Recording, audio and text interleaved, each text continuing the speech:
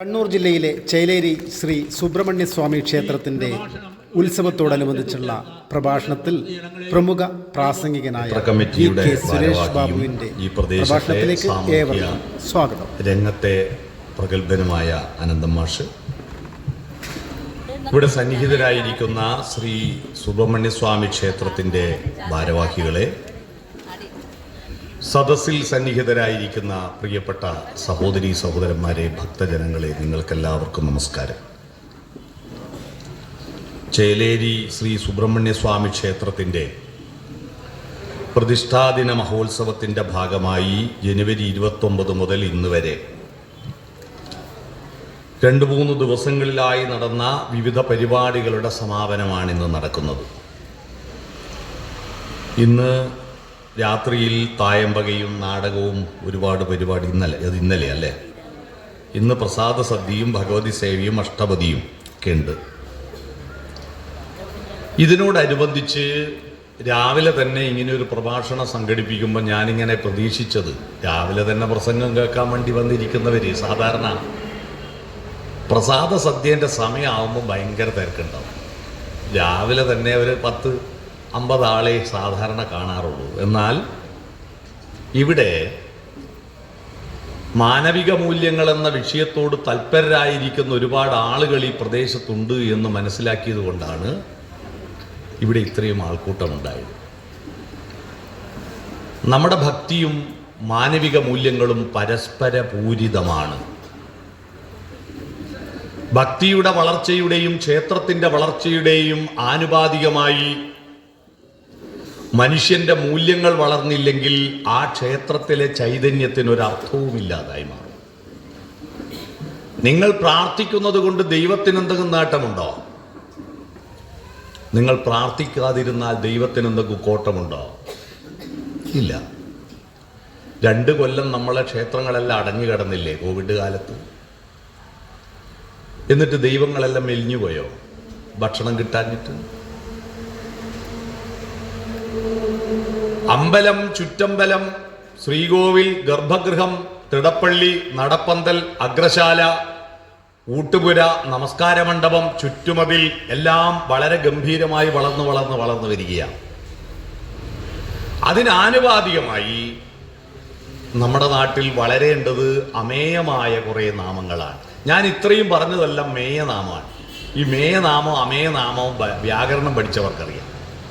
സ്കൂളിൽ വ്യാകരണം പഠിക്കുമ്പോൾ എന്തിനാ ഇതൊക്കെ പഠിക്കുന്നത് വെറുതെ കഷ്ടപ്പെടുത്താനെന്ന് തോന്നിയില്ല അന്ന്? വേണ്ടാതെ ഓരോന്ന് പഠിക്കുക. വൃത്തം പഠിപ്പിച്ചില്ലേ? കേകേന്റെ ലക്ഷണം 3 2 2 3 2 2 എന്നെഴുത്തുകൾ 14 ഗണം പാദം 2 ഒന്നുപോൽ ഗുരു ഒന്നെങ്കിലും വേണം മാറാതോരോ ഗണത്തിലും നടുക്ക് യതി പാതാതി പൊരുത്തം ഇത് കേകയാം. ഇത് പൈകാട്ട് പഠിക്കായിട്ട് കിട്ടിയ അടിയത്രയായിരിക്കുമല്ലേ അന്ന്? അവസാനം കംപ്ലീറ്റ് ആവാഞ്ഞിട്ട് സ്കൂളിൽ പോകാണ്ട് ഒളിച്ചു കൂടുമ്പോൾ എൻ്റെ നാട്ടിൽ തൊടിയിക്കളം ബസ്സിൽ ക്ലീനറായ ഒരു ഉണ്ടനാരായണനുണ്ട്. നീളം കുറഞ്ഞുകൊണ്ട് ഉണ്ടനാരായണ എന്നാണ് വിളിക്കുക. ഓൻ പറഞ്ഞ്, എന്തിനാടാ നീ സ്കൂളിൽ പോകാണ്ട് ഒളിച്ചു കൂടുന്നു? എനിക്ക് കേകേൻ്റെ ലക്ഷണം പഠിക്കാൻ പറ്റിയില്ല. അതിനൊരു സൂത്രം ഞാൻ പറഞ്ഞുതരാം. എന്താ? ചക്കേൻ്റെ ലക്ഷണം പഠിക്കുക, എന്നാൽ പിന്നെ അത് വെച്ചിട്ട് കേകേൻ്റെ ലക്ഷണം എളുപ്പത്തിൽ പഠിക്കാം. എന്നിട്ട് ഉണ്ടനാരായണൻ എഴുതി തന്ന ചക്കേൻ്റെ ലക്ഷണം ഗുരു ഒന്നെങ്കിലും വേണം മാറാതോരോ ഗണത്തിലും നടുക്ക് യതിപ്പാതാതി പൊരുത്തം ഇത് കേകയാം എന്നതിന് പകരം കുരു ഒന്നെങ്കിലും വേണം മാറാതോരോ ചൊളയിലും നടുക്ക് കുഞ്ഞ് വിളഞ്ഞീര് ചേർന്ന് വന്നാൽ ചക്കയാം എന്ന് പഠിപ്പിച്ചു. അത് പഠിച്ചപ്പോൾ ഇത് എളുപ്പമായി. മേനാമം അമേയനാമം എന്ന വ്യാകരണം പഠിച്ചത് എന്തിനാ? കണ്ണുകൊണ്ട് കാണാൻ പറ്റിയത്, കൈകൊണ്ട് തൊടാൻ പറ്റിയത്, സ്കെയില് കൊണ്ട് അളക്കാൻ പറ്റിയത്, ത്രാസ് കൊണ്ട് തൂക്കാൻ പറ്റിയത് ആയ ഒരുപാട് കാര്യങ്ങൾ ഈ ലോകത്തുണ്ട്. അതെല്ലാം മേയനാമമാണ്. ഇപ്പോൾ ഒരു മൈക്ക്, ഒരു വാച്ച്, ഒരു പേന, ഒരു മൊബൈൽ ഫോണ്, ഒരു വിളക്ക്, ഒരു അമ്പലം, ഇതൊക്കെ മേയനാമാണ്. പക്ഷിമൃഗാദികൾക്ക് മേയനാമം മാത്രമേ കാണാൻ പറ്റൂ. എന്നാൽ അതിനപ്പുറത്ത് അമേയമായ, കൈകൊണ്ട് കാണാൻ പറ്റാത്ത, അളക്കാൻ പറ്റാത്ത, തൂക്കാൻ പറ്റാത്ത കുറേ കാര്യങ്ങൾ ഈ ലോകത്തുണ്ട്. ആ കാര്യങ്ങളെ തിരിച്ചറിയുമ്പോഴാണ് നമ്മൾ മനുഷ്യരായേ. എന്തൊക്കെയത്? 1 കിലോ സ്നേഹം കിട്ടുമോ? തൂക്കി വാങ്ങാൻ പറ്റുമോ? അരസേറ് കാരുണ്യം കിട്ടുമോ? ഇല്ല. 2 ഏക്കർ കരുണ കിട്ടുമോ? 3 മീറ്റർ ദയ കിട്ടുമോ? ഇല്ല. അപ്പോ കരുണ, ധർമ്മം, സ്നേഹം, ദയ, കാരുണ്യം, സൗന്ദര്യബോധം, അനുഭൂതി, നിർവൃതി തുടങ്ങി അളക്കാൻ പറ്റാത്ത, കാണാൻ പറ്റാത്ത, തൊടാൻ പറ്റാത്ത ഒരുപാട് കാര്യങ്ങൾ ഈ ലോകത്തുണ്ട്. ആ അമേയനാമങ്ങളുടെ ലോകത്ത് സഞ്ചരിക്കുമ്പോഴാണ് മനുഷ്യൻ മനുഷ്യനാവുന്നത്. അല്ലാതെ തൊട്ട് കാണുന്നല്ല. നമ്മുടെ ദൈവം എന്ന് പറയുന്നത് എന്താ? ദൈവം അമേയനാമമാണ്. ദൈവത്തെ നമ്മൾ സാധാരണ മനുഷ്യർക്ക് കാണാൻ വേണ്ടി, തൊടാൻ വേണ്ടിയിട്ട് നമ്മുടെ മുമ്പിൽ പ്രതീകവൽക്കരിച്ച് പ്രതിമയിലാക്കി വെച്ചതാ. പ്രതിമയാണോ ദൈവം? അല്ല. അഗ്നിർദേവോ ദ്വിജാതീനാം മുനീനാം ഹൃദി ദൈവതം പ്രതിമാം അപ്രബോധീനാം സർവത്ര സമദർശിനാം എന്ന് കേട്ടിട്ടുണ്ടോ? അഗ്നിർദേവോ ദ്വിജാതീനാം. ബ്രാഹ്മണർക്ക് അഗ്നിയിലാണ് ദൈവം. അവർ ഹോമത്തിലൂടെയാണ് ദൈവത്തിന് കൊടുക്കുക. അതാണ് യജ്ഞങ്ങൾ, യാഗങ്ങളൊക്കെ ഉണ്ടായത്. അഗ്നിയിൽ ഹവിസ് സമർപ്പിച്ചിട്ടാണ് അവർ ദൈവത്തിന് കൊടുക്കുക. തീയിലാണ് ബ്രാഹ്മണർക്ക് ദൈവം. മുനീനാം ഹൃദി ദൈവതം. മുനിമാർക്ക് ഹൃദയത്തിലാണ് ദൈവം. പ്രതിമാം അപ്രബോധീനാം. അപ്രബോധികൾക്ക് എന്ന് പറഞ്ഞാൽ ഇതിൻ്റെയൊക്കെ ആന്തരികാർത്ഥം അറിയാത്ത നമ്മളെപ്പോലുള്ള സാധാരണ മനുഷ്യർക്ക് പ്രതിമയിലാണ് ദൈവം. മനസ്സിലായോ? സാധാരണ മനുഷ്യർക്ക് നമ്മൾ സ്കൂളിൽ കെമിസ്ട്രി എടുക്കുമ്പോൾ ലാബറട്ടറി ഒന്നും ഇല്ലാതിരുന്ന കാലത്ത് ടീച്ചർമാർ പ്രതീകങ്ങളിലൂടെ അവതരിപ്പിക്കൂലേ? ഇതൊരു ടെസ്റ്റ് ട്യൂബാണെന്ന് വിചാരിക്കുക, അതിൽ സൾഫ്യൂരിക് ആസിഡ് ഒഴിച്ചു എന്ന് വിചാരിക്കുക, അതിൽ പൊട്ടാസ്യം പെർമാംഗനേറ്റ് ഇട്ടു എന്ന് വിചാരിക്കുക. എന്ത് രാസമാറ്റം സംഭവിക്കുമെന്ന് എന്നോടാ ചോദിച്ച്. എൻ്റെ വയറ്റിന്ന് സൾഫ്യൂരിക് ആസിഡ് ഒലിക്കാൻ തുടങ്ങി. ഉത്തരം അറിയില്ല. വയറ്റുന്നൊരു പോച്ചലുണ്ടാവുമല്ലോ, അത് ആസിഡ് ഒലിക്കുന്നതാണ്. എന്നിട്ടും ഞാനൊരു ഉത്തരം പറഞ്ഞു. ആ ഉത്തരം പറഞ്ഞിട്ട് ടീച്ചർ എന്നെ പുറത്താക്കി. ഞാൻ പറഞ്ഞു ഞാൻ ഉത്തരം പറഞ്ഞു എന്ന് വിചാരിക്കുക എന്നായിരുന്നു. എല്ലാം വിചാരിക്കണം. ഞാൻ പറഞ്ഞു വന്നത്, ടെസ്റ്റ് ട്യൂബിന്റെ പ്രതീകമായിട്ട് വിരൽ കാണിക്കുന്നില്ലേ? നമ്മൾ പ്രതീകങ്ങളിലൂടെയല്ലേ നമ്മളെല്ലാം പഠിക്കുന്നത്. ഞാൻ നേരത്തെ ചക്കയെ കുറിച്ച് പറഞ്ഞു. ചക്ക എന്ന് പറഞ്ഞാൽ ചക്കേന്റെ ഒച്ചയാണോ? ചക്ക എന്ന് എഴുതിയ ചക്കേന്റെ ചിത്രമാണോ? എന്നിട്ടും നമുക്ക് ചക്ക എന്താണെന്ന് മനസ്സിലാവുന്നത് എന്തുകൊണ്ടാ? നമ്മളും നിങ്ങളും കൂടി, എല്ലാവരും കൂടി തീരുമാനിച്ച ഒരു പ്രതീകമുണ്ട്. ആ പ്രതീകത്തിലാണ് അവതരിപ്പിച്ചത്. ആ പ്രതീകങ്ങളിലൂടെയാണ് നമ്മളിപ്പോ ആൽമരത്തിന്റെ ചുവട്ടിലിരിക്കുമ്പോ ആലില മഞ്ചലിൽ നീയാടുമ്പോൾ ആടുന്നു കണ്ണായിരം എന്ന പാട്ട് കേൾക്കുമ്പോ ആരാ ആലിലയിൽ ആടുന്ന ആള് നമുക്ക് മനസ്സിലായില്ലേ? ആരാ? കണ്ണനല്ലേ? കണ്ണന്റെ കാര്യം അവിടെ പറഞ്ഞിട്ടേ ഇല്ലല്ലോ. കണ്ണന്റെ കാര്യം അവിടെ പറഞ്ഞിട്ടേ ഇല്ല. അപ്പോ 1000 കണ്ണുകൾ ആടുന്നു. 1000 കണ്ണുള്ളവൻ ദേവേന്ദ്രനാ. ദേവേന്ദ്രന്റെ കണ്ണുകൾ ശ്രീകൃഷ്ണനെ നോക്കിയിട്ട് ആ കണ്ണും ആടുന്നു എന്ന് പ്രതീകങ്ങളിലൂടെയാണ് നമുക്ക് മനസ്സിലാവുന്നത്. നമ്മൾ അവതരിപ്പിക്കുന്നതെല്ലാം പ്രതീക. അപ്പൊ ദൈവത്തിന്റെ പ്രതീകമായിട്ടാണ് നമ്മൾ വിഗ്രഹങ്ങളെ കണ്ടത്. അപ്പോ പ്രതിമാമപ്രബോധീനാം സർവത്ര സമദർശിനാം. സമദർശികൾക്ക് എല്ലായിടത്തും ദൈവമാണ്. മനസ്സിലായോ? ദൈവമില്ലാത്തൊരിടമില്ല. അതാണ് ഭാരത തത്വശാസ്ത്രം ലോകത്തോട് പറഞ്ഞ ഈശാവാസ്യ ഉപനിഷത്ത് അല്ലേ? ആ ഈശാവാസ്യ ഉപനിഷത്ത് എന്താ? ഈശാവാസ്യം ഇതം സർവം. എല്ലാറ്റിലും ദൈവം കുടികൊള്ളുന്നു എന്നാണ്. അത് മലയാളത്തിൽ അതൊരു സിനിമാ പാട്ടാക്കിയിട്ടുണ്ട്. കേട്ടിട്ടുണ്ടോ? മണ്ണിലും വിണ്ണിലും തൂണിലും തുരുമ്പിലും ദൈവമിരിക്കുന്നു, അവൻ കരുണാമയനായി. അവൻ വിഗ്രഹമായിട്ടെന്നല്ല, അവൻ കരുണാമയനായി കാവൽ വിളക്കായി കരളിലിരിക്കുന്നു എന്ന പാട്ട് കേട്ടിട്ടില്ലേ? അപ്പൊ എല്ലാറ്റിലും ഈശ്വൻ വസിക്കുന്നു.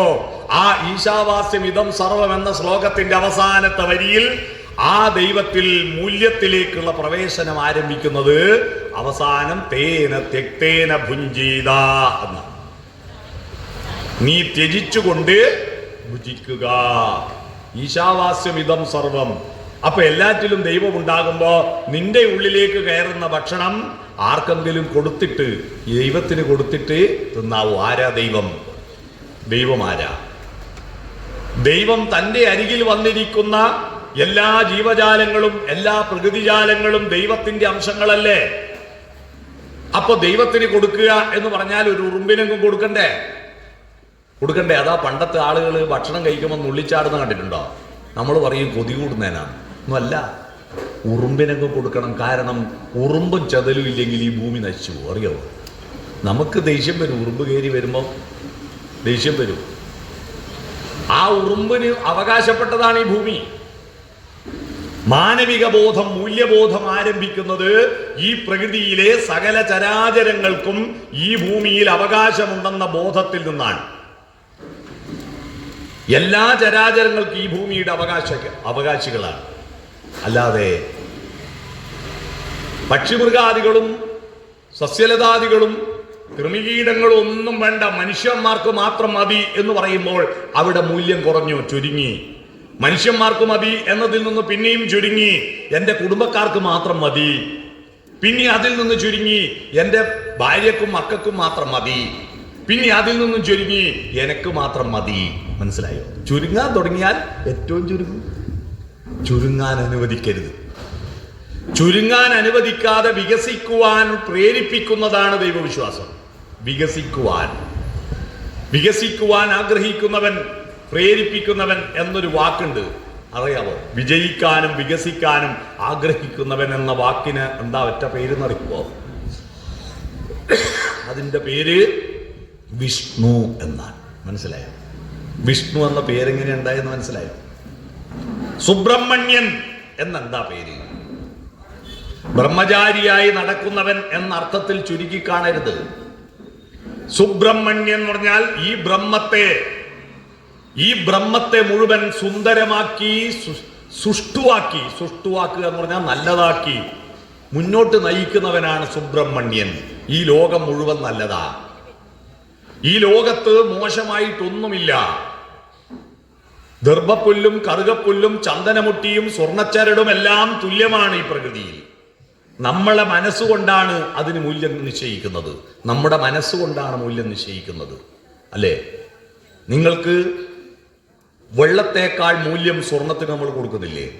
കിണറ്റിൽ നിന്ന് വലിച്ചൊരു തുള്ളി വെള്ളം, എന്നാൽ അതിനേക്കാൾ മൂല്യം നമ്മൾ സ്വർണത്തിന് കൊടുക്കുന്നു, അല്ലേ? വലിയ വില കൊടുക്കുന്നു. എന്നാൽ നിങ്ങൾ ദാഹിച്ചു വലഞ്ഞിട്ട് ഒരു തുള്ളി വെള്ളം കിട്ടിയില്ലേ മരിക്കുമെന്നൊരവസ്ഥ വരുമ്പോൾ നിങ്ങൾക്ക് സ്വർണവും കിട്ടിയാൽ വെള്ളവും കിട്ടുന്നു. ഏതാ നിങ്ങൾ പ്രയോറിറ്റി കൊടുക്കുക? വെള്ളത്തിനല്ലേ? അപ്പൊ വെള്ളത്തിലും ബ്രഹ്മമുണ്ട്. യോഗികളുടെ പ്രത്യേകത സമലോഷ്ടാംശജാമ്പൂനതന്മാരാണ് അവര്. സമലോഷ്ടാംശജാമ്പൂനതന്മാരെന്ന് പറഞ്ഞാൽ എന്താ? സ്വർണ്ണക്കട്ട, കരിക്കട്ട, മൺകട്ട, ഇത് മൂന്നിനെയും ഒരുപോലെ കാണാൻ കഴിയണം. കരിക്കട്ട കാണുമ്പോ ഹേ, മൺകട്ട കാണുമ്പോ സ്വർണ്ണക്കട്ട കാണുമ്പോ ആഹാ, പറ്റില്ല. എല്ലാറ്റിനെയും ഒരുപോലെ കാണാൻ കഴിയണം. ഈ പ്രപഞ്ചത്തിലുള്ള സകലതിനെയും ബ്രഹ്മത്തെ മുഴുവൻ സുഷ്ടുവായി കാണാൻ പ്രേരിപ്പിക്കുന്നവൻ സുബ്രഹ്മണ്യൻ. പിടികിട്ടിയോ? സുബ്രഹ്മണ്യം ഷൺമുഖനാഥ സുബ്രഹ്മണ്യം എല്ലാം പോസിറ്റീവാണ്. നമ്മൾ എന്താ നമ്മുടെ കുഴപ്പം എന്താ? നമ്മൾ എത്ര ഭക്തന്മാരായാലും നമ്മൾ ആളുകളുടെ ദോഷം. ഇപ്പൊ ഈ അമ്പലത്തിലല്ലേ കല്യാണത്തിന് വരുമ്പോ നിങ്ങൾ 9 വിരലിന് മോതിരിടുക, സ്വർണ്ണ മോതിരിടുക, ഒരു വിരലിന് മാത്രം ബാൻഡേജ് ചുറ്റുക. എന്നിട്ട് വന്നാൽ ഈ സ്വർണ്ണ മോതിരിട്ട വിരൽ നിങ്ങൾ ആരെങ്കിലും നോക്കുവോ? എല്ലാവരും ആ ബാൻഡേജ് കെട്ടിയ വിരലിന് ചൂണ്ടിയിട്ട് എന്നാ പറ്റിയെന്ന് ചോദിക്കൂലേ? അപ്പൊ നമുക്ക് എന്താ വേണ്ടത്? നല്ലതല്ല വേണ്ടത്, നെഗറ്റീവാ വേണ്ടത്, അല്ലേ? കഴുത്തിൽ ഒരു ചരട് കെട്ടി തൂക്കിയിട്ട് ബാൻഡേജ് ഇട്ടിട്ട് ഒരുത്തൻ കല്യാണ വീട്ടിൽ നിൽക്കുന്നൊരു ഫോട്ടോ ഉണ്ട്. അവൻ്റെ മറ്റേ കയ്യിൽ ഒരു പ്ലക്കാർഡ്. ആ പ്ലക്കാർഡുമ്മൽ എഴുതിയിരിക്കുന്നു, ഒന്ന് വീണതാണ്, ചെറിയ പൊട്ടുണ്ട്, കൂടുതലൊന്നും ഇല്ല. ആളോട് മറുപടി പറഞ്ഞ് മടുത്തിട്ട് ഇവൻ എഴുതി കൈമ പിടിച്ചു. തകരാറുകളുടെ നോക്കുന്നവരായി നമ്മൾ മാറുന്നു. ഈ മൂല്യബോധം നഷ്ടപ്പെടുന്നത് നമ്മുടെ വീട്ടിലുള്ള സസ്യലതാദികളിലും ജന്തു പക്ഷി മൃഗാദികളിലും അയൽവാസികളിലും നാട്ടുകാരിലുമുള്ള ദോഷങ്ങളെ ചൂണ്ടിക്കാട്ടിയിട്ടുള്ള ചർച്ചകളിലൂടെയാണ്. നമ്മൾ വീടിന് കുറ്റിയടിക്കുമ്പോൾ വീടിന് കുറ്റിയടിക്കുമ്പോൾ ആ കുറ്റിയടിക്കുന്ന നമ്മൾ വീടെടുക്കാൻ പോകുന്ന അത്രയും പ്ലിന്തേരിയിൽ താമസിച്ചു കൊണ്ടിരുന്ന ഉറുമ്പുകളോടും ചെതലുകളോടും പഴുതാരകളോടും ഓന്തുകളോടും പാമ്പുകളോടും തേളുകളോടും അരണകളോടും സമ്മതം വാങ്ങാൻ വേണ്ടിയിട്ട് ആ ഭൂമി പൂജ. മനസ്സിലായോ? അവിടെ പോയിട്ട് ഇതാ ഇത്രയും സ്ഥലത്ത് ഞാൻ കയ്യേറി താമസിക്കുകയാണ്. കയ്യേറി താമസിക്കുക എന്ന് പറഞ്ഞാൽ നിങ്ങളെ പേരിൽ ആധാരമില്ലേ, അത് നിങ്ങൾ റിവേറിൽ രജിസ്ട്രാക്കിയില്ലേ, പിന്നെ എങ്ങനെയാ കയ്യേറുക? ഈ ആധാരം രജിസ്ട്രാക്കിയത് ആരാ? നമ്മൾ മനുഷ്യന്മാരല്ലേ, മൃഗങ്ങളല്ലല്ലോ, ദൈവം അല്ലല്ലോ. ഈ ആധാരവും രജിസ്ട്രാ ഫീസും ഉണ്ടാക്കിയത് ആരാ? നമ്മളാ.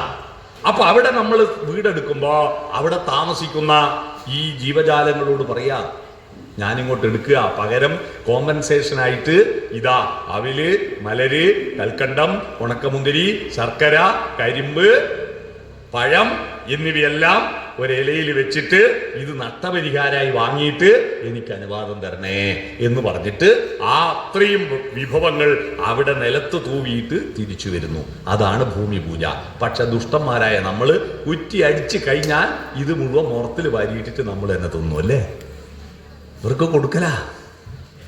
തമിഴന്മാര് കൊടുത്തു കഴിഞ്ഞാലും ഡെയിലി വാടക കൊടുക്കും പോലെ ഡെയിലി കോമ്പൻസേഷൻ കൊടുക്കും. കണ്ടിനോ? എല്ലാ ദിവസവും രാവിലെ വീടിന്റെ മുറ്റത്ത് അരിപ്പൊടി കൊണ്ട് കോലം വരക്കും. കണ്ടിട്ടില്ലേ? കോലം വരക്കും. എന്തിനാ? ഉറുമ്പിനും ചതലിനും കൊടുക്കുക. ഉറുമ്പിനും ചതലിനും ഡെയിലി നഷ്ടപരിഹാരം കൊടുക്കുക. ഇതിന്റെ അർത്ഥം അറിയാത്ത ചില വിഡ്ഢികൾ എന്ത് ചെയ്യും? പെയിന്റ് കൊണ്ട് കോലം വരച്ചു വെക്കും. എന്നാൽ ഡെയിലി വരക്കണ്ടല്ലോ. എന്തിനാ ഇതിന്റെ അർത്ഥം എന്നറിയണ്ടേ? അപ്പോ ഈ ഭൂമിയിലെ ഉറുമ്പും ചെതലും കൃമികീടങ്ങളുമെല്ലാം സുബ്രഹ്മണ്യന്റെ ഭാഗമാണ്. മനസ്സിലായോ? അതിനെല്ലാം സ്നേഹിക്കാൻ പഠിക്കുന്ന ഒരു വീടാവണം. നിങ്ങളെന്താ വീട്ടിൽ നിന്നുള്ള ചർച്ച? വീട്ടിൽ നിന്ന്, നിങ്ങളുടെ വീട്ടിൽ നിന്ന് കുടുംബത്തോടെ വട്ടത്തിരുന്ന് ചർച്ച ചെയ്താൽ കുടുംബത്തിലുള്ള നല്ല കാര്യങ്ങളാണോ അല്ല തകരാറുകളാണോ ചർച്ച ചെയ്യുന്നത്? അതനുസരിച്ചിട്ടാണ് നിങ്ങളുടെ വീട്ടിൽ മൂല്യം വളരുന്നുണ്ടോ തീരുമാനിക്കുക.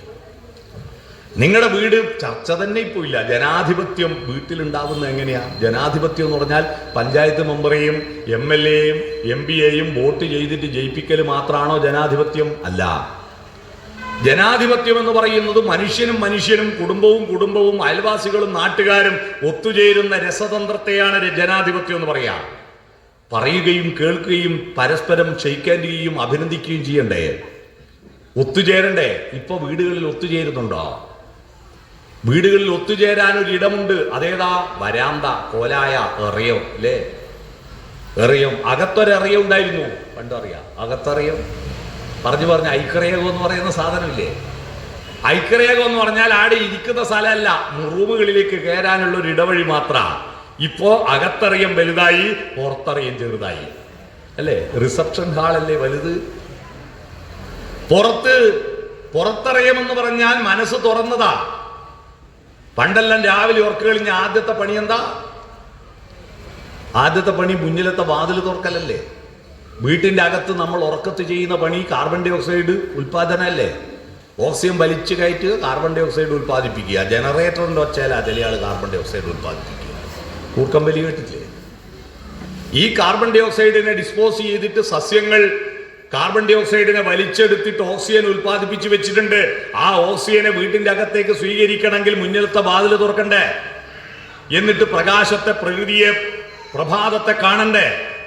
3 പ്രാകൾ. മനസ്സിലായോ? 3 പ്രാക്കൾ. അരിപ്രാവ്, മാടപ്രാവല്ല. പ്രകാശം, പ്രഭാതം, പ്രകൃതി. ആ മുറ്റത്തേക്ക് ഇറങ്ങിയിട്ട് കിഴക്ക് നിന്ന് ഉദിച്ചു വരുന്ന സൂര്യനെ അർഘ്യം കൊടുക്കുന്ന ശീലമുണ്ടായിരുന്നു. കേട്ടിട്ടുണ്ടോ? എന്തിനാ അർഘ്യം കൊടുക്കുന്നത്? മനസ്സാകുന്ന പത്മതീർത്ഥത്തെ ഉണർത്താൻ വേണ്ടിയിട്ടാണ്. കേട്ടിട്ടുണ്ടോ?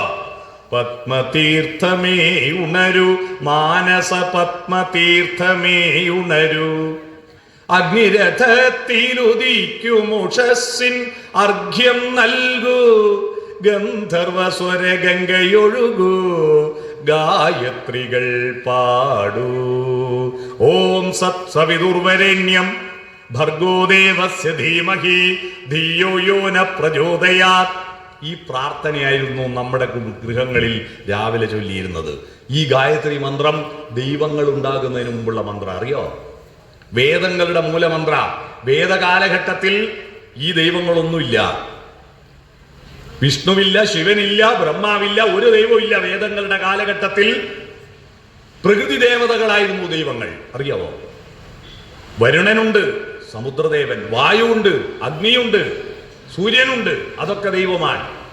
ശാലയുണ്ട്, ശാല ഒരു ദൈവമാണ്. ശാല എന്ന് പറഞ്ഞാൽ നമ്മുടെ വീട്ടിൽ മഴ കൊള്ളാതെ വെയിൽ കൊള്ളാതെ കാത്തുകൊള്ളുന്ന പൊന്നു തമ്പുരാനാണ് ശാല, നമ്മളെ വീട്.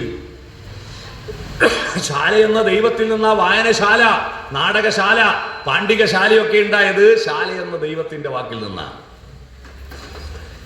രാവിലെ അർഘ്യം കൊടുക്കുക. എന്താ ഈ അർഘ്യം കൊടുക്കല്? മാനവിക മൂല്യങ്ങളിൽ ആദ്യത്തതാണ് അർഘ്യം. വീട്ടിൽ ഒരാൾ വന്നാൽ, അതിഥി വന്നാൽ, അതിഥി എന്ന് പറഞ്ഞാൽ നേരത്തെ ഡേറ്റ് നിശ്ചയിച്ച് വരുന്നവൻ അതിഥിയല്ല, അത് വിരുന്നുകാരനാണ്. അതിഥി തിഥി നോക്കാതെ വരുന്നവനാണ് തിഥി. യാദൃച്ഛികമായി കയറി വരുന്നവനാണ് ആ തിഥി. തിഥി എന്ന് പറഞ്ഞാൽ ദിവസമല്ലേ, അതാണ്. അതിഥി വന്നാൽ വന്ന ആൾക്ക് കാല് കഴുകാൻ വെള്ളം കൊടുക്കുക, കുടിക്കാൻ വെള്ളം കൊടുക്കുക. മനസ്സിലായോ? അർഘ്യം. കാല് കഴുകാൻ വെള്ളം കൊടുക്കുന്ന പഴയ കാലത്ത് ചെരുപ്പില്ലാത്തതുകൊണ്ടാ ഇയാൾ എന്തെല്ലാം ചവിട്ടിയിട്ടാ വരുന്നതെന്ന് അറിയില്ലല്ലോ. കാല് കഴുകാൻ വെള്ളം കൊടുക്കുന്നത് നമുക്ക് വേണ്ടി, കുടിക്കാൻ വെള്ളം കൊടുക്കുന്ന അവർക്ക് വേണ്ടി. ഇന്ന് ചെരുപ്പുള്ളതുകൊണ്ട് കാല് കഴുകാൻ വെള്ളം കൊടുക്കുന്നതിന് കുഴപ്പമില്ല. ഇപ്പൊ ആകെ വീട്ടിൽ കയറുമ്പോൾ കാല് കഴിക്കുന്നത് കല്യാണം കഴിഞ്ഞിട്ട് പുതിയ പെണ്ണിനെ ഭർത്താവിന്റെ വീട്ടിലേക്ക് കയറ്റുമ്പോൾ അമ്മായിയമ്മ വിളക്കും കൊണ്ട് പോകുമ്പോൾ ഒരാളെ കൊണ്ട് കാല് കഴിക്കും. എന്തിനാ കാല് കഴിക്കുന്നതെന്ന് അറിയോ? കാല് കഴുകുമ്പോൾ പറയാണ്, നിന്റെ വീട്ടിലെ ഒരു വൃത്തികേടും ഇങ്ങ് കയറ്റണ്ടാന്ന്. ഇതെല്ലാം ഇവിടെ ശീലങ്ങളല്ല, നിന്റെ വീട്ടിലെ വൃത്തികെട്ട ശീലങ്ങളല്ല ഇവിടെ കഴുകിക്കളയണം, അതൊന്നും ഇങ്ങോട്ട് കയറ്റരുത് എന്നാണ് ആ കാല് കഴുകുന്നതിന്റെ അർത്ഥം. മനസ്സിലായോ? കുടിക്കാൻ വെള്ളം കൊടുക്കണം വന്ന ഉടനെ. അത് ശത്രു ആയാലും ബോട്ടിന് വന്നാലും പിരിവിന് വന്നാലും ആര് വന്നാലും ഹോർലിക്സ്, ബൂസ്റ്റ്, ചായ, കാപ്പി ഒന്നും വേണ്ട. ഒരു ഗ്ലാസ് കുടിക്കാൻ പറ്റിയ ഒരു ഗ്ലാസ് വെള്ളം കൊടുക്കുക. വേണ്ടെങ്കിൽ തിരിച്ചു കൊണ്ടുപോവുക, അല്ലാതെ വേണോന്ന് ചോദിക്കരുത്. അവിടെയാണ് അത് കണ്ടിട്ട് കുട്ടികൾ പഠിക്കണം മാനവിക മൂല്യം. വന്നവൻ അതിഥിയാ, അതിഥി ദേവോ ഭവ അല്ലേ?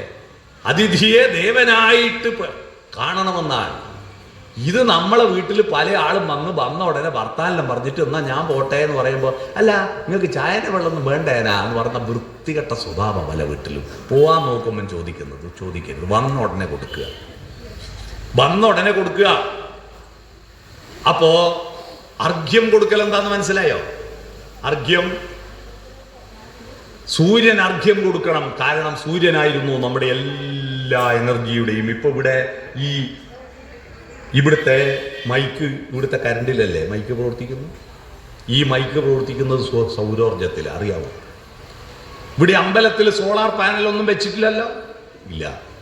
എന്നാലും ഈ മൈക്ക് പ്രവർത്തിക്കുന്നത്, ഞാൻ മെല്ലെ പറയുമ്പോൾ നിങ്ങൾ ഉച്ചത്തിൽ കേൾക്കുന്നത് സൗരോർജം കൊണ്ടുണ്ടായ കരണ്ടാ. എങ്ങനെയാ സൗരോർജം കൊണ്ട് കരണ്ട് ഉണ്ടായ? ഈ കരണ്ട് വന്നത് അമ്പലത്തിലെ സ്വിച്ച് ബോർഡിലേക്ക് കരണ്ട് വന്നത് മെയിൻ സ്വിച്ചിൽ നിന്നാ. മെയിൻ സ്വിച്ചിലേക്ക് വന്നത് എവിടുന്നാ? ട്രാൻസ്ഫോമർ എന്നല്ലേ? ട്രാൻസ്ഫോമറിലേക്ക് വന്നത് 110 kV സബ്സ്റ്റേഷൻ അല്ലേ? മുണ്ടേരിയിൽ 110 കുടിക്കുമട്ടയുള്ള 110 kV സബ്സ്റ്റേഷനിലേക്ക് വന്നത് മൂലമറ്റം പവർ ഹൗസ് എന്നാ. മൂലമറ്റം പവർ ഹൗസിലേക്ക് വന്നത് ഇടുക്കി പദ്ധതിയിൽ നിന്ന്, ജനറേറ്ററിൽ നിന്നാ. ആ ജനറേറ്റർ കറങ്ങുമ്പോ ആ കമ്പിച്ചുരുളുകൾ ചുറ്റിയ കാന്തം കറങ്ങുമ്പോ കരണ്ട് ഉൽപ്പാദിപ്പിക്കപ്പെട്ടു. ആ കാന്തം കറങ്ങാൻ ഈ ജനറേറ്റർ കറങ്ങുന്നത് വെള്ളം താഴോട്ട് വീഴുന്നത് കൊണ്ടാ. വെള്ളം താഴോട്ട് വീഴുന്നത് വെള്ളം മേലെ കെട്ടി നിൽക്കുന്നതുകൊണ്ടാ. വെള്ളം മേലെ കെട്ടി നിൽക്കുന്നത് ആകാശത്തുനിന്ന് മഴയായി പെയ്യുന്നതുകൊണ്ടാ. ആകാശത്ത് വെള്ളം പോയത് സൂര്യപ്രകാശം കൊണ്ട് കടലിൽ നിന്ന് വെള്ളം ആവിയായതുകൊണ്ടാ. അപ്പൊ സൂര്യപ്രകാശം കൊണ്ടല്ലേ ഈ കരണ്ട്? ഭൂമിയിലെ സകലമാന ഊർജത്തിന്റെയും ഉറവിടം സൂര്യനാണ്. അതുകൊണ്ട് ഞാനിപ്പോ പ്രസംഗിക്കുന്നതിന്റെ തൊണ്ടയിൽ വച്ച സൗരോർജല്ലേ? സൗരോർജാണ്.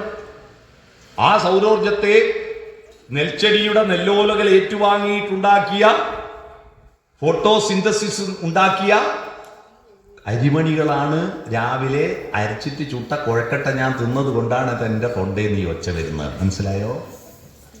അതും സൗരോർജമാണ്. അതുകൊണ്ട് സൂര്യനെയാണ് രാവിലെ പ്രാർത്ഥിക്കുന്നത്. ആ മുറ്റത്തേക്ക് ഇറങ്ങിയിട്ട്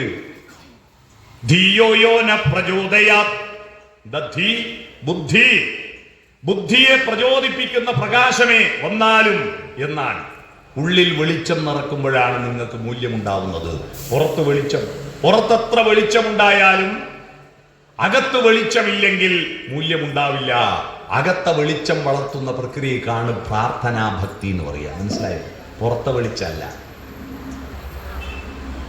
ഈ ഉർവിയെ വരേണ്യമാക്കുന്നവനെ സവിതുർവരേണ്യം, ഹേ സവിതാവേ സൂര്യ, ഈ ഭൂമിയെ വരേണ്യമാക്കുന്ന സൂര്യ, നീ വരൂ എൻ്റെ മനസ്സിലേക്ക്, എൻ്റെ ഹൃദയത്തിലേക്ക്, എൻ്റെ ഭവനത്തിലേക്ക്, ഈ പ്രപഞ്ചത്തിലേക്ക് നീ വരൂ. അതാണ് ശ്രീരാമൻ പ്രാർത്ഥിച്ച ഒരേ ഒരു ദൈവമാരാ. ശ്രീരാമൻ ഏതെങ്കിലും അമ്പലത്തിൽ പോയി പ്രാർത്ഥിക്കുന്ന രാമായണത്തിൽ എവിടെയും കണ്ടിട്ടുണ്ടോ? ഇല്ല. രാമൻ പ്രാർത്ഥിച്ചത് രാവണവധം നടക്കുന്നതിന്റെ തൊട്ടു മുമ്പാ. രാവണവധം നടക്കുന്നതിന്റെ തൊട്ടു മുമ്പ് അഗസ്ത്യമുനി പ്രത്യക്ഷപ്പെട്ടിട്ട് രാമനോട് പറയാ, രാമ നീ പ്രാർത്ഥിക്ക്. ആരെ? സൂര്യനെ, അല്ലേ? ആദിത്യ ഹൃദയം ചൊല്ലാൻ പറയാ.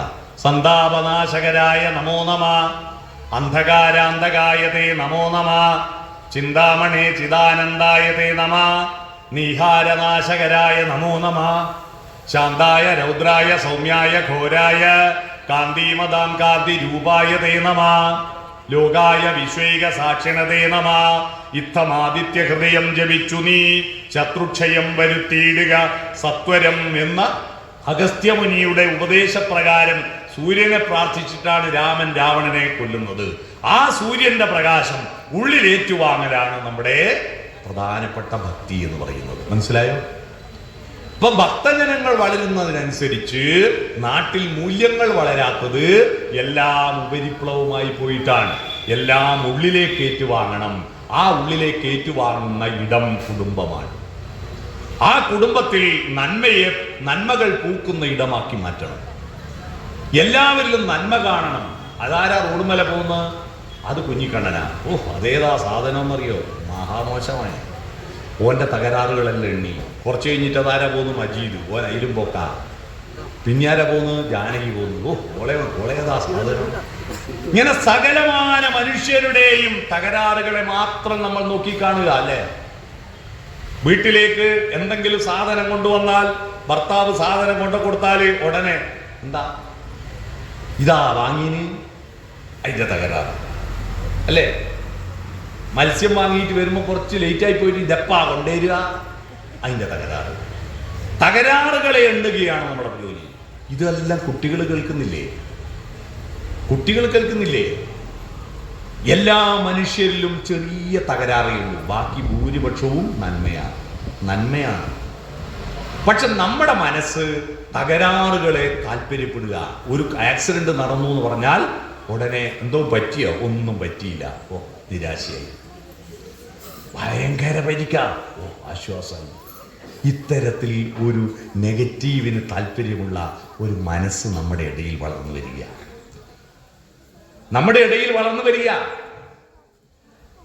നമുക്ക് ഈ ലോകം നന്നാവുമ്പോൾ കാണുമ്പോൾ ആനന്ദമുണ്ടാകണ്ടേ? എന്നാൽ മറ്റുള്ളവന്റെ അപജയം കാണുമ്പോൾ ആനന്ദം അനുഭവിക്കുന്ന ഒരു ഹൃദയം നിങ്ങളുടെ ഉള്ളിലുണ്ടോ? ഉണ്ടോന്ന് കണ്ടുപിടിച്ചേട്ടെ. നിങ്ങൾ ഇതുവരെ ചിന്തിച്ചിട്ടുണ്ടോ? നിങ്ങളുടെ ഉള്ളിൽ ഈ ലോകം നന്നാവാതിരിക്കുമ്പോൾ ആനന്ദം കണ്ടെത്തുന്ന ഹൃദയമുണ്ടോ? ഞാനൊരു വാക്ക് പറയുമ്പോൾ തൊട്ടടുത്ത വാക്ക് നിങ്ങൾ പറയാ. ഒച്ചത് പറയണം കേട്ടോ. ഒരു കാലത്തും നന്നാവില്ല, ഗുണം പിടിക്കൂല. മനസ്സിലായില്ലേ? നന്നാവണം എന്നാഗ്രഹിക്കുന്ന മനസ്സല്ല ഉണ്ട്. ഒരു കാലത്തും നന്മ പറ്റില്ല എന്ന വാക്ക് പറഞ്ഞോ? ഒരു കാലത്തും സ്നേഹം നശിക്കില്ല എന്ന് പറഞ്ഞോ? ഒരു കാലത്തും എൻ്റെ മക്കൾ എന്നെ വൃദ്ധമന്ദിരത്തിൽ കൊണ്ടുപോയി തള്ളില്ല എന്ന് പറഞ്ഞോ? ഒരു കാലത്തും എൻ്റെ വീട്ടിലെ കുട്ടി ഒരു പോക്സോ കേസിലോ ഒരു മയക്കുമരുന്ന് കേസിലോ പ്രതിയാവില്ല എന്ന് പറഞ്ഞോ? ഇല്ല. നമ്മുടെ മനസ്സിൽ നന്നാവില്ല, ഗുണം പിടിക്കില്ല എന്നാ. അപ്പൊ അമ്പലത്തിൽ വന്നിട്ട് തിരിച്ചു പോകുമ്പോ എന്തായിരിക്കണം മനോഭാവം? ഇതെല്ലാം നന്നാവും, ഇതെല്ലാം ലോകം നല്ലതാണ് എന്ന മനോഭാവത്തിൽ തിരിച്ചു പോകണം. ഇപ്പോഴെന്താണ്? ഇപ്പോ ഞാൻ എൻ്റെ ഗ്രൂപ്പ്, എൻ്റെ ചങ്ക് ഗ്രൂപ്പ്, അവര് മാത്രം. ഞാനിപ്പം മോട്ടോർ സൈക്കിൾ ഓടിക്കുന്നുണ്ടെങ്കിൽ കാർ ഓടിക്കുന്നവരും ബസ് ഓടിക്കുന്നവരെല്ലാം എൻ്റെ ശത്രുപക്ഷത്താണ്, അല്ലേ? ഞാൻ ബസ് ഓടിക്കുന്നുണ്ടെങ്കിൽ കാർ ഓടിക്കുന്നവരും മോട്ടോർ സൈക്കിൾ ഓടിക്കുന്നവരും എൻ്റെ ശത്രുപക്ഷത്താണ്, അല്ലേ? ഞാനൊരു പാർട്ടിയിൽ പെട്ടിട്ടുണ്ടെങ്കിൽ മറ്റു പാർട്ടിക്കാരെല്ലാം എൻ്റെ ശത്രുപക്ഷത്താണ്, അല്ലേ? ഞാനൊരു കുടുംബത്തിൽപ്പെട്ടിട്ടുണ്ടെങ്കിൽ മറ്റു കുടുംബക്കാരെല്ലാം എൻ്റെ ശത്രുപക്ഷത്താ. ഞാനൊരു മതത്തിൽപ്പെട്ടിട്ടുണ്ടെങ്കിൽ മറ്റു മതക്കാരെല്ലാം എൻ്റെ ശത്രുപക്ഷത്താ. ഈ ഒരു മുൻവിധി കൊണ്ടാണ് സകലയിടത്തും കുഴപ്പമുണ്ടാവുന്നത്. പല മതങ്ങൾ, പല മതസാരം ഏകമാണല്ലോ. എല്ലാം അത് മനുഷ്യന്മാരകന്നുപോയി. ഈ മതം എന്ന വാക്കിന് ഇംഗ്ലീഷിൽ എന്താ വാക്കെന്നറിയാവോ? റിലിജിയൻ എന്നാണ്. റിലിജിയൻ, മതത്തിന്. ഈ വാക്കുണ്ടായത് എങ്ങനെയാണെന്ന് അന്വേഷിച്ചാൽ മനസ്സിലാവും. റേ എന്ന് പറഞ്ഞാൽ വീണ്ടും എന്നാണ്, അല്ലേ? റിപ്പബ്ലിക് ഇല്ലേ? എന്താ റിപ്പബ്ലിക്? റിപ്പബ്ലിക് ദിനം പറഞ്ഞാൽ എന്താ? പബ്ലിക്കിൻ്റെതാണ് ഈ ലോകം. അത് കുറെ തമ്പുരാക്കന്മാർ കൈവശപ്പെടുത്തി, പിന്നെ ബ്രിട്ടീഷുകാർ കൈവശപ്പെടുത്തി. അത് വീണ്ടും പബ്ലിക്കിന് തിരിച്ചു കിട്ടി. നമ്മളാണ് ഇന്ത്യ രാജ്യത്തിന്റെ ഭരണാധികാരികൾ. അതാണ് റിപ്പബ്ലിക്. പബ്ലിക്കിന് വീണ്ടും കിട്ടിയ ദിവസം റിപ്പബ്ലിക്. ഞാനൊരു ഈ റിപ്പബ്ലിക് ദിനത്തിൽ ഒരു സ്കൂളിൽ പോയി ചോദിച്ചു, മക്കളെ എന്താ റിപ്പബ്ലിക് ദിനവും സ്വാതന്ത്ര്യദിനവും തമ്മിൽ വ്യത്യാസം? അപ്പോൾ ഒരു പയ്യൻ എഴുന്നേറ്റ് വന്നിട്ട് പറഞ്ഞത്, സ്വാതന്ത്ര്യദിനത്തിന് പതാക ഉയർത്തുക പ്രധാനമന്ത്രിയാണ്, അപ്പോൾ പ്രസിഡന്റിന് പതാക ഉയർത്താൻ വേണ്ടി ഒരു ദിവസം ഉണ്ടാക്കി, അതാ റിപ്പബ്ലിക്. ഇങ്ങനെ എത്ര ചുരുക്കിയിട്ടാണ് നമ്മൾ കാണുന്നത്. പബ്ലിക്കിൻ്റെതാണ് ഈ ലോകം. എല്ലാം മനുഷ്യൻ. റേ എന്ന് പറഞ്ഞാൽ വീണ്ടും. മനസ്സിലായോ? ലേജെ എന്ന വാക്കിന് ലാറ്റിൻ ഭാഷയിൽ കൂട്ടിച്ചേർക്കുക എന്നാണ്. റിലിജിയൻ എന്ന വാക്കുണ്ടായത് ഭക്ഷണത്തിനും വസ്ത്രത്തിനും പാർപ്പിടത്തിനും പെണ്ണിനും ഭൂമിക്കും വേണ്ടി മനുഷ്യർ സ്വാർത്ഥമോഹികളായി തമ്മിലടിച്ചകന്നു പോയപ്പോ അതൊന്നുമല്ല, നമ്മളെല്ലാം ഒറ്റ ആത്മാവാണ് എന്ന് ബോധ്യപ്പെടുത്താൻ വേണ്ടിയിട്ട് ഉണ്ടാക്കിയതാണ്. വീണ്ടും കൂട്ടിച്ചേർക്കാൻ വേണ്ടിയിട്ടാണ് റിലിജിയൻ ഉണ്ടായത്. മതം വിശ്വാസിക്ക് ഒരാളോടും വെറുക്കരുത്. മനുഷ്യരുടെ കൂട്ടായ്മയാണ്. ഗായത്രി മന്ത്രം കഴിഞ്ഞ അടുത്ത മന്ത്രം ഏതാ? കൂട്ടായ്മയുടെ മന്ത്രം, ശാന്തി മന്ത്രം. എന്താ ശാന്തി മന്ത്രം? ഓം സഹനാവവതു സഹനൗ ഭുനക്തു സഹവീര്യം കരവാവഹൈ തേജസ്വിനാവധീതമസ്തു മാ വിദ്യുഷാവഹൈ. എന്താ? സഹ, ഒരുമിച്ച. ഈ ഒരു നോട്ടീസ് അടിച്ചത്, ഈ നോട്ടീസ് അടിക്കാൻ എത്ര ആള് പണിയെടുത്തിട്ടുണ്ട്? കാരണം ഈ നോട്ടീസ് ആദ്യമൊന്നും അമ്പല കമ്മിറ്റി എഴുതി തയ്യാറാക്കിയില്ലേ? ആ എഴുതി തയ്യാറാക്കാനുള്ള പേന എത്ര ആള് പണിയെടുത്തിട്ടുണ്ടായതാ? കൂട്ടായ്മയിലൂടെയല്ലേ പേന ഉണ്ടാക്കിയത്. ആ കടലാസ് കാട്ടിൽ കിടക്കുന്ന മുളമരം മുറിച്ചെടുത്തിട്ട് അത് അരച്ച് പൾപ്പാക്കിയിട്ട് മില്ലിൽ കൊണ്ടുപോയിട്ട് പേപ്പർ മില്ലിൽ നിന്ന് കടലാസ് ഉണ്ടാക്കി മാറ്റാൻ എത്ര ആള് പണിയെടുത്തിട്ടുണ്ടില്ലേ? ആ നോട്ടീസ് എഴുതി കഴിഞ്ഞാൽ അത് വാട്സപ്പിൽ പോസ്റ്റ് ചെയ്തു, അയച്ചു കൊടുത്തു പ്രിന്റിംഗ് പ്രസ്സിലേക്ക്. ആ വാട്സപ്പ് ഉണ്ടാക്കിയത് എത്ര ആളുകൾ, എത്ര കാലത്തെ അധ്വാനത്തിലാണ് ഈ മൊബൈൽ ഫോൺ കണ്ടുപിടിച്ചത്. അവിടുന്ന് അത് എഡിറ്റ് ചെയ്തിട്ട്, കമ്പ്യൂട്ടറിൽ എഡിറ്റ് ചെയ്തിട്ട് അത് പ്രിന്റിങ്ങിലേക്ക് കൊടുത്ത് പ്രിന്റ് ചെയ്ത് മടക്കി വെച്ച് കെട്ടി ഇവിടെ എത്തിക്കാൻ, ഈ നോട്ടീസ് ഉണ്ടാക്കാൻ ഒരു 1000 ആളുകളുടെയെങ്കിലും കൂട്ടായ്മയുടെ പ്രവർത്തനത്തിന്റെ ഫലമായിട്ടാണ് ഒരു നോട്ടീസ് ഉണ്ടാവുന്നത്, അല്ലേ? സഹ ആണ്, ഒരുമിച്ചാവുക, ഒരുമിച്ച് പരസ്പരം ചർച്ച ചെയ്യുക. ഇതൊരു സഹനാവവധുവാണ് കേട്ടോ. ഒരുമിച്ച് ചർച്ച ചെയ്യല്ലേ നമ്മൾ ഒരുമിച്ചിരുന്നിട്ട് ഞാൻ പറയുമ്പോൾ നിങ്ങൾ മനസ്സ് ഒരുപോലെയല്ലേ? അല്ലേ? കണ്ണൂർ പോയിട്ടില്ല നിങ്ങൾ? കണ്ണൂർ പോകാത്ത ആരും കൂടി ഇല്ലല്ലോ. കണ്ണൂർ പോകാൻ വേണ്ടി നമ്മൾ ഇവിടുന്ന് ബസ് കയറിയാൽ ചേലേരിമുക്ക് പോയി, കണ്ണാടിപ്പറമ്പ് പോയി, അല്ലേ? സ്റ്റെപ്പ് റോഡിനെത്തി, അവിടുന്ന് കാട്ടാമ്പള്ളി പോയി, അവിടുന്ന് പുതിയ തെരു, അല്ലേ? പഴയത് കൊടുത്താൽ പുതിയ തെരു എന്നാണ്. മനസ്സിലായോ? പഴയത് കൊടുത്താൽ പുതിയ തെരു. അപ്പോൾ പുതിയ തെരു കഴിഞ്ഞാൽ ചിറക്കൽ കഴിഞ്ഞാൽ പിന്നെ സെൻട്രൽ ജയില് കഴിഞ്ഞാലോ, അല്ലേ? പള്ളിക്കുന്ന് കോളേജ്, അത് കഴിഞ്ഞാൽ കൊയിലി, AKG ആസ്പത്രി, കാൽടെക്സ്, അത് കഴിഞ്ഞ് കലക്ട്രേറ്റിന്റെ അപ്പുറത്ത് താവക്കര അണ്ടർ ബ്രിഡ്ജ് കടന്ന് പുതിയ സ്റ്റാൻഡിൽ നിന്ന് വലത്തോട്ട് പോയാൽ കണ്ണൂർ ആസ്പത്രി, ആടുന്ന് വലത്തോട്ട് പോയാൽ ഭരണശ്ശേരിയിൽ കണ്ണൂർ കോട്ടയെ കയറിയാൽ കടല്.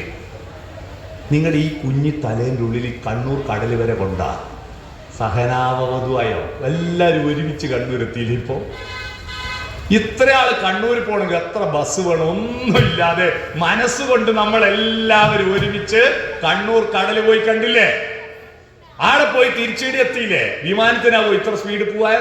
ഇതാണ് മനസ്സുകൊണ്ട് യാത്ര ചെയ്യുക. മനസ്സ് മുയലിനെ പോലെ കുതിക്കുക. അതാണ് മനുഷ്യൻ. ശരീരം ആമയെ പോലെ ഇഴയുന്നു. മനസ്സും ശരീരവും തമ്മിലുള്ള ബന്ധമാണ് നമ്മുടെ മനുഷ്യത്വം തീരുമാനിക്കുന്നത്.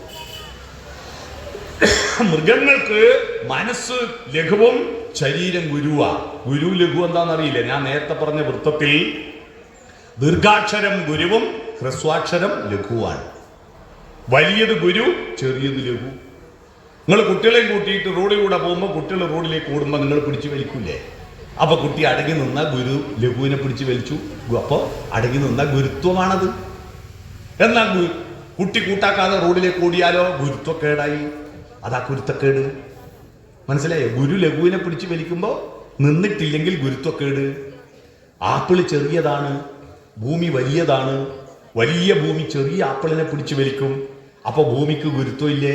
അത് ഐസക് ന്യൂട്ടൻ കണ്ടെത്തിയ ഭൂഗുരുത്വ ബലം. മനസ്സിലായോ? ഭൂഗുരുത്വ ബലം എന്താന്ന് മനസ്സിലായോ? വലുത് ചെറുതിനെ പിടിച്ചു വലിക്കും. മൃഗങ്ങൾക്ക് വലുത് ശരീര, മനസ്സ് ചെറുതാ. എന്ന് പറഞ്ഞാൽ ഈ അമ്പലപ്പറമ്പിൽ ഇപ്പൊ ഒരു പശു വന്നു. ആ പശുവിന് ചാണകം ഇടണം, മൂത്രമൊഴിക്കണമെന്ന് തോന്നി. ശരീരം പറഞ്ഞു ഇപ്പൊ ഒഴിക്കണം. അപ്പൊ മനസ്സ് പറയാ അയ്യോ ആളെ കൂട്ടത്തിന് ഒഴിക്കാൻ പറ്റില്ല എന്ന് പറയില്ല. അപ്പൊ തന്നെ വാല് പൊതിച്ച് മൂത്രമൊഴിക്കും അല്ലേ? ചാണകൂടൂലേ? പട്ടികൾ തെരുവിൽ വെച്ച് ഇണ ചെയ്തുന്നില്ലേ? ശരീരത്തിന് തോന്നുമ്പോൾ അത് ചെയ്യും. അതിനെ നിയന്ത്രിക്കാൻ മനസ്സില്ല. നിയന്ത്രിക്കാൻ മനസ്സില്ല. അതാണ് പ്രശ്നം. മൃഗങ്ങൾക്ക് മനസ്സുണ്ട്, പക്ഷെ ആ മനസ്സ് ശരീരത്തെ നിയന്ത്രിക്കൂല. മൃഗങ്ങൾക്കും ബുദ്ധിയൊക്കെ ഉണ്ട്. നായ്ക്കും കണക്കറിയാം. എനിക്കറിയാം, നായ്ക്കും കണക്കറിയാം. വീതി കുറഞ്ഞ റോഡ് മേലെ കൂടി ഒരു സ്കൂട്ടർ പോകും. റോഡിന്റെ പകുതിക്ക് ഒരു നായ കിടക്കുന്നു. നായ തല പൊന്നിച്ച് നോക്കുമ്പോൾ സ്കൂട്ടറാന്ന് കണ്ട അനങ്ങൂല. കാരണം സ്കൂട്ടറിന് കൊണ്ട് സ്ഥലം ബാക്കിയുണ്ടല്ലോ. എന്നാൽ അതിന്റെ പുറകെ ഒരു ലോറി വന്നാൽ നായ എണീറ്റ് മാറിക്കൊടുക്കൂലേ? എന്തുകൊണ്ടാ? സ്കൂട്ടറിന്റെ വീതി എത്രയാ, ലോറിന്റെ വീതി എത്രയാന്നുള്ള കണക്ക് നായ്ക്കറിയാം. അതുകൊണ്ടല്ലേ മാറിക്കൊടുക്കുന്നത്. എന്നാൽ നമ്മളെ കൂട്ടത്തിലെ ചില നായക്ക് അറിയില്ല. അവർ റോഡുമേൽ വെച്ച് പോകാണ്ടില്ലേ അല്ലേ? അവർ റോഡുമേൽ വെച്ച് ബ്ലോക്ക് ആക്കുന്നാണ്ടില്ലേ? അതാണ് ഞാൻ പറഞ്ഞു വന്നത്.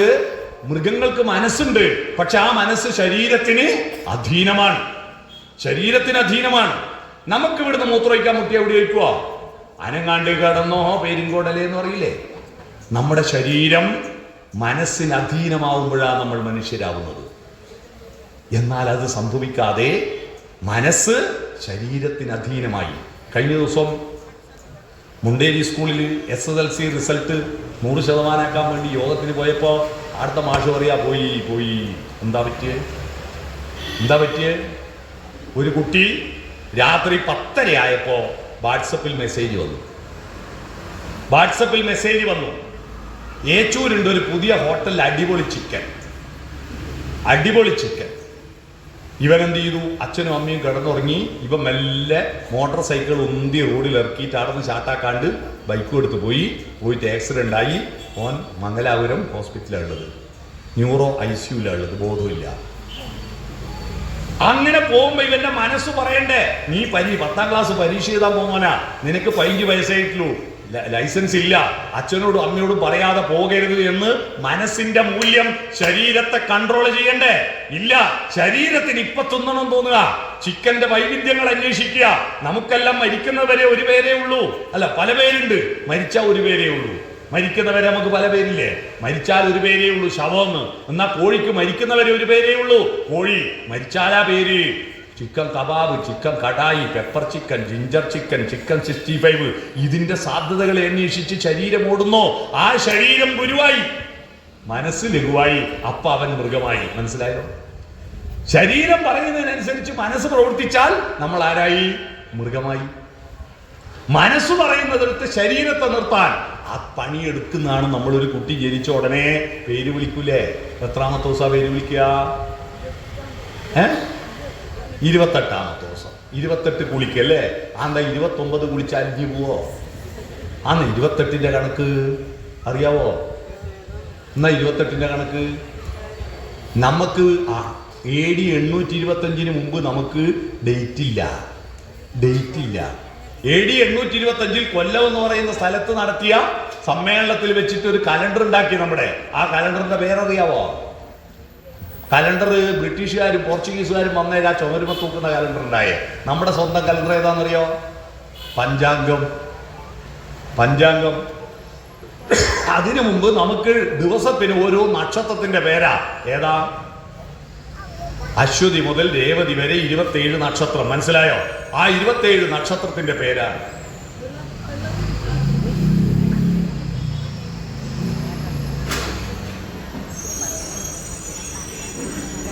അപ്പൊ ഒരു കുട്ടിയുടെ ജന്മനക്ഷത്രം ഫസ്റ്റിൽ വരുവപ്പ 28ാമത്തെ ദിവസം. അതുകൊണ്ട് അന്ന് പേര് വിളിക്കും അല്ലേ? 28 കുളി. അങ്ങനെയാ. നക്ഷത്രം നോക്കിയിട്ടല്ലേ നമുക്ക് പറഞ്ഞാള്. 1980 മുമ്പ് ജനിച്ച എല്ലാ മലയാളികൾക്കും 3 ജന്മദിനം ഉണ്ടാവും. കണ്ടില്ല?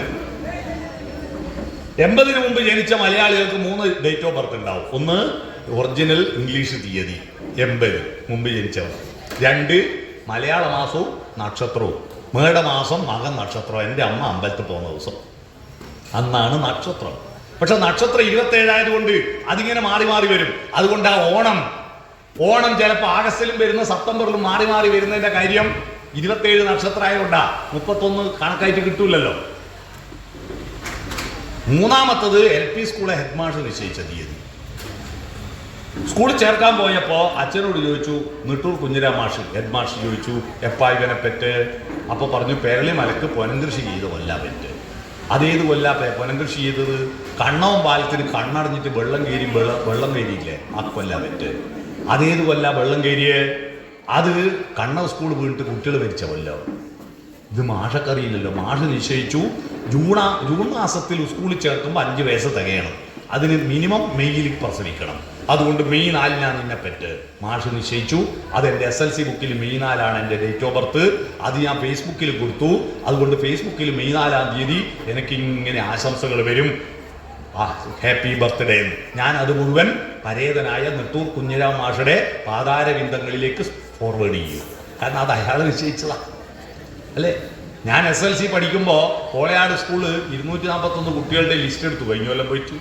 അവർക്കെല്ലാം ജന്മദിനാശംസ അറിയിക്കാൻ ലിസ്റ്റിന്റെ കൂട്ടത്തിൽ അവരുടെ ഡേറ്റ് ഓഫ് ബർത്ത് കുറിച്ചെടുത്തിട്ട് നോക്കുമ്പോഴാണ് മനസ്സിലായത് 212 ആളെയും പറ്റത് മെയ്യിലാണ്. കുറെ കാലം കഴിഞ്ഞ് ഇതിന്റെ കാര്യം എന്താണെന്ന് മനസ്സിലാവാണ്ട് കുറെ കാലം കഴിഞ്ഞ് ഇതിനെപ്പറ്റി ആരും ഗവേഷണം നടത്തിയാൽ പറയും, അന്നത്തെ അമ്മമാര് മെയ് മാസത്തിൽ ക്യാമ്പ് നടത്തിയിട്ടാ പറഞ്ഞത്, ഒന്നിച്ചു പോകും എന്നാ വിചാരിക്കുക അല്ലേ? അല്ല. അപ്പൊ ഈ 28ാമത്തെ ദിവസം പേര് വിളിക്കുമ്പോ പാല് കൊടുക്കൂലേ? അരയിലൊരു നൂല് കെട്ടൂലേ? എന്തിനാ നൂല് കെട്ടുന്നറിയോ? എന്തിനാ ഈ നൂല് കെട്ടുന്നത്? ഞാൻ അമ്പലത്തിലെല്ലാം പ്രസംഗിക്കാൻ വരുന്ന സ്വാമിമാരോടും ആധ്യാത്മിക പ്രഭാഷകന്മാരോടെല്ലാം ഞാൻ ചോദിച്ചു, ഈ നൂല് കെട്ടുന്നതിൻ്റെ അർത്ഥം എന്താ? ആരും ഒരു കൃത്യമായൊരു മറുപടി പറഞ്ഞില്ല. ഞാനിത് പാട്യം പഞ്ചായത്തിൻ്റെ വയോജന സംഗമത്തിൽ ചോദിച്ചു. അപ്പോൾ ആരും മറുപടി പറഞ്ഞില്ല എന്ന് പറഞ്ഞപ്പോൾ ഒരു റിട്ടയർഡ് ടീച്ചർ പറഞ്ഞു, ആരും പറഞ്ഞിട്ടില്ലെങ്കിൽ എനിക്കിപ്പോൾ ഒരു മറുപടി തോന്നുന്നുണ്ട്, അത് പറയട്ടെ എന്ന് പറഞ്ഞു. ആ ടീച്ചർ പറഞ്ഞ മറുപടി ഞാൻ പറയട്ടെ. ടീച്ചർ പറയാ, കുഞ്ഞിനെ ഗർഭം ധരിക്കുന്നതാരാ? അമ്മ. പ്രസവിക്കുന്നതാരാ? അമ്മ. മുലയൂട്ടുന്നതാരാ? അമ്മ. എല്ലാം ചെയ്യുന്നതാരാ? അമ്മ. പക്ഷെ കുട്ടി അമ്മേന്റെ മാത്രമല്ലല്ലോ. അല്ല, അച്ഛൻ്റെ കൂടിയല്ലേ? അതെ. അപ്പോ അച്ഛനൊരു പരാതി വേണ്ടാന്ന് വിചാരിച്ചിട്ട് 28ാമത്തെ ദിവസം കുട്ടീനെ പാർട്ടീഷൻ ചെയ്ത് 2ആക്കി നടുക്കൊരു അതിരിടുന്ന, പകുതി അച്ഛന് പകുതി അമ്മക്ക്. അങ്ങനെയാണോ? ഈ അരയിൽ നൂല് കെട്ടുമ്പോ ഈ നൂലെന്ന് പറയുന്നത് സംസ്കാരം കൊണ്ട് പിരിച്ചെടുത്തതാണ്. സംസ്കാരം കൊണ്ട് പിരിച്ചെടുത്ത നൂല് കൊണ്ട് അരയിൽ ബന്ധിക്കുമ്പോ അന്ന് പറയാ, മോനെ, നിന്റെ ശരീരത്തിന്റെ ചോദനകളെ നിന്റെ മനസ്സിന്റെ ഭാവനകൾ കൊണ്ട് നിയന്ത്രിക്കണം. നീ കണ്ടെടുത്ത് മൂത്രയിക്കരുത്, കണ്ട പെണ്ണിനോടും ആണിനോടും കാമം പ്രകടിപ്പിക്കരുത്, കണ്ട സ്ഥലത്ത് പോയിട്ട് കയറി തിന്നരുത്. ഇതൊക്കെ നിന്റെ ശരീരത്തെ നിയന്ത്രിക്കണം. ഈ ശരീരത്തെ നിയന്ത്രിക്കാൻ കഴിവില്ലാതിരിക്കുമ്പോഴാണ് മൂല്യങ്ങൾ കുറയുന്നത്. മനസ്സിലായോ? ശരീരത്തിന്റെ ചോദനകൾക്കനുസരിച്ച് മനസ്സ് ഒതുകയാണ്. അതുകൊണ്ട് നമ്മുടെ പുതിയ തലമുറയിലെ കുട്ടികളെ, അവന്റെ ശരീരം ആമയെപ്പോലെ ഇഴയുന്നതാ, മനസ്സോ മുയലിനെ പോലെ കുതിക്കുന്നതാ. ആമയും മുയലും പന്തയം വെച്ച കഥ കേട്ടിട്ടില്ലേ? ആ ആമ മെല്ലെ മെല്ലെ പോയി, മുയൽ കുറേ മുമ്പിലെത്തി. നമ്മളെ കുട്ടികള് ശരീരം ആമയെപ്പോലെ മെല്ലിയല്ലേ പോവും അല്ലേ? മെല്ലിയല്ലേ വളരൂ. പശു പ്രസവിച്ച പശുക്കുട്ടി അരമണിക്കൂർ കൊണ്ട് എണീറ്റോടും. നമ്മളെ കുട്ടിയോ 6 മാസം കഴിഞ്ഞാലേ കുമ്പിടൂ. അംഗനവാടി പോകുമ്പോൾ 3 വയസ്സാവൂലേ? 3ാമത്തെ വയസ്സിൽ പശു പ്രസവിച്ചിട്ടൊരു അമ്മയല്ലേ? ആ ആമ മെല്ലെ വളരുക, മനസ്സ് കുതിച്ചു പായുക. മുയലിനെ പോലെയാണ് മനസ്സ്. എന്തെല്ലാം കാണൂല കുട്ടികൾ പറയാ. അവരുടെ ബുദ്ധി കണ്ടിട്ടുണ്ടോ? ഇവിടെ ഇരിക്കുന്ന മിക്ക വീട്ടിലുള്ള ആളുകളുടെ കറണ്ടിന്റെ പൈസ അടക്കാം. മോനെ ഇതൊന്നും അടച്ചാന്നാ, നീ ഒരു ട്രെയിൻ ടിക്കറ്റ് ബുക്ക് ചെയ്തെന്നാ, നീ ഒന്ന് ആസ്പത്രിയിൽ ടോക്കൺ ബുക്ക് ചെയ്തെന്നാ, എല്ലാം അവര് കൈകാര്യം ചെയ്യണ്ടേ? നമ്മളെ കുട്ടികളുടെ മനസ്സ് അപാരമാണ്, അത്ഭുതമാണ്. ആ മനസ്സ് മുയലിനെ പോലെ കുതിക്കും. പക്ഷേ 200 പൗർണമി ചന്ദ്രികകൾ, 200 പൊന്നരയന്നങ്ങൾ, കുളിരുമായി നിന്റെ കൗമാരത്തിന്റെ കിളിവാതിൽ കീരുകീരെ തുറന്നു നോക്കി എന്ന യേശുദാസിന്റെ പാട്ട് കേട്ടിന. ആന്താ 200ന്റെ കണക്കറിയാവോ? യേശുദാസിന്റെ 84ാം ജന്മദിനത്തിൽ 1000 പൂർണ്ണചന്ദ്രന്മാരെ കാണുന്ന ദിവസം ഞാൻ എഴുതിയ ലേഖനത്തിന്റെ പേര് 200ൽ നിന്ന് 1000 പൂർണ്ണചന്ദ്രന്മാരിലേക്ക് എത്തിയ ഗാനഗന്ധർവൻ എന്നാണ്. 200 പൗർണമി ചന്ദ്രിക കാണുക 16 വയസ്സിലാ, 17 വയസ്സായി. മനസ്സിലായോ? കൗമാരമുണ്ടായാൽ മല്ലികാബാണൻ തന്റെ വില്ലെടുക്കും, മന്ദാരമലർ കൊണ്ടു ശരം തൊടുക്കും. എവിടെ?